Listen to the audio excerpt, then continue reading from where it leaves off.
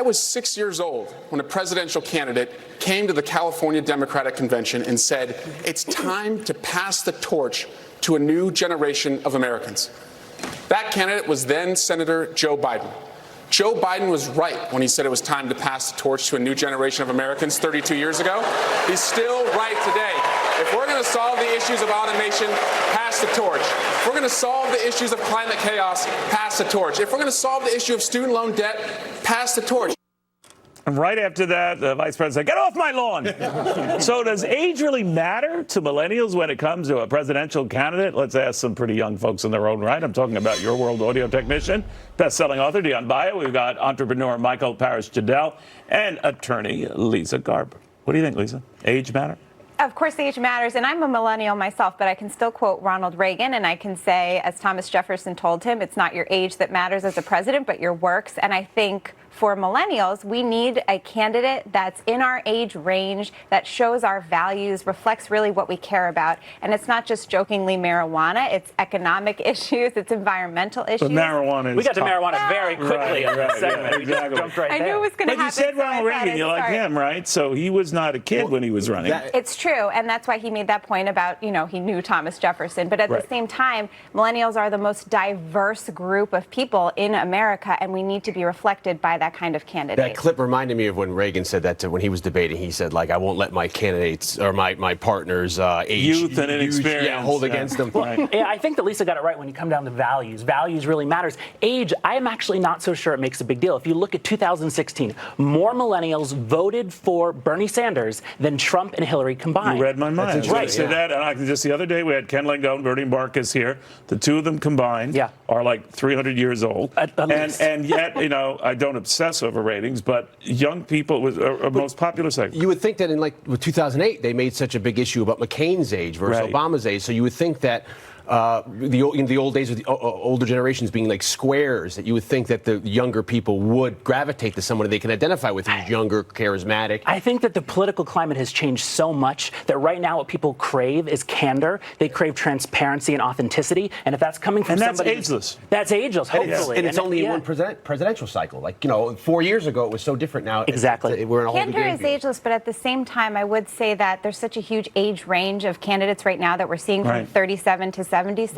I'd like to see a little bit of a change up in that. That's right. 37 to 77. It's a big range. All right, well, all of you go. Escape from social media, a relief. And there's a new survey that shows 93% of kids who take a break from a smartphone or any of these devices because of summer camp or something like that, they originally resist, but in the end, they just love it. Could we benefit from a break? What do you think?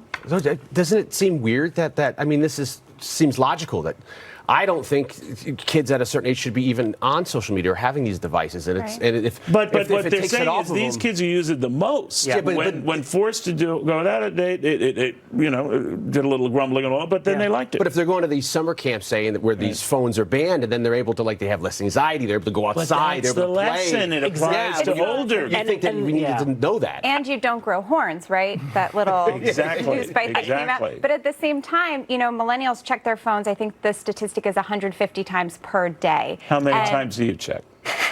3 since this segment started. I think it's a millennial. It's a millennial issue. But when we look at teenagers, it's younger than millennials. It's not just millennials. It's the generation underneath. Well, that's the problem. You don't need it. Why would you have a kid under 12 or 13 have a phone? Why aren't they outside? Because the internet made up that age. There can be great wisdom and great reward for just cooling it off. But how about all the studies about them, all the damage it does when they're in front of a screen? You're focusing on them and not yourself. Could you do it? Would you take a lesson? I don't know. The addiction's really crazy. So I have a 1-year-old. Absolutely. She doesn't have screen time. When I read a book to her that has a picture of a screen, she swipes it's the screen. Is that right? Scary. And she has no screen access. She just sees me do it, and she does it as well. The scariest thing is when you go to a restaurant and you see no one's talking, and then the kid who's Everyone's looking 15 months old is on the tablet ordering, This is the problem. trading You stocks. don't want to have that pre-programmed where you you accept that really connected. I think there's a lesson for all of you. Really All you youngsters. Yeah. I haven't checked my phone yet. All right. Well, hello. It's been 3 minutes. All right. Robots might not be coming to take your job anytime soon, but you might have to answer to one. Artificial intelligence companies are looking to use software to actually try to make workers more effective. So would you want a robo-boss?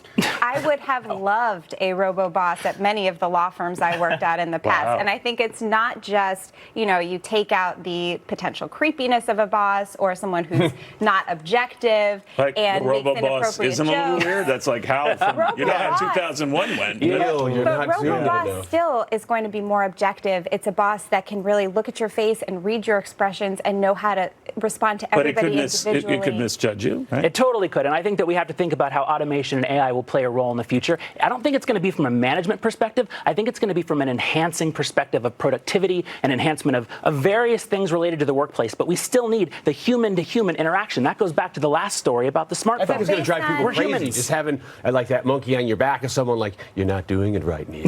There's no Open way the to pod get bay ar- doors, but there's Neil. no way to get around it. The AI is out there for every device in our life, and it's definitely. you're right. I have to check my cell phone now, Yeah. so let me just. My robot's going to check mine for me. Look at it, using a conventional landline Wow, phone. wow. Guys, I want to thank you all. Have a wonderful weekend, a tech-free weekend or whatever. Yes. We'll be